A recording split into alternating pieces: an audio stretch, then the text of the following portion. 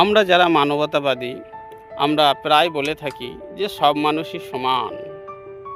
তো এটা আপাতদৃষ্টিতে ঠিক বলে মনে হলেও শাস্ত্রের আলোকে ঠিক না। অর্থাৎ আমরা যারা মানুষ আছি এই জগতে, আমরা পরস্পরের থেকে সম্পূর্ণ আলাদা। আমাদের জ্ঞান, আমাদের চেতনা, আমাদের অনুভূতি, আমাদের খাদ্যাভ্যাস, কামনা এবং বাসনা অনুসারে আমরা পরস্পরের থেকে সম্পূর্ণ আলাদা।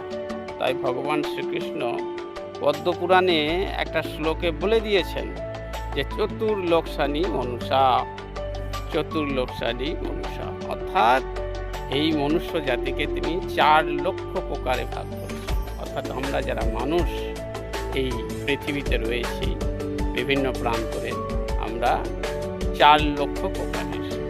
এমনিতে কোটি কোটি, এমনিতে মানুষ কোটি কোটি, কিন্তু প্রকার 4 লক্ষ। তার কারণ দেখবেন চায়নাতে প্রত্যেকটা মানুষই প্রায় তাদের খাদ্যের তালিকায় কোনো কিছুই বাদ দেয় না। আকাশে, মাটির ওপরে এবং সমুদ্রের তলে যা থাকে সবই খেয়ে ফেলে। কিন্তু আমরা কেন খাচ্ছি না? কারণ আমরা তাদের মতো নয়। তাদের বাসনা, কামনা এবং খাদ্যাভ্যাস আমাদের থেকে সম্পূর্ণ আলাদা। তাই আমরা সম্পূর্ণ আলাদা।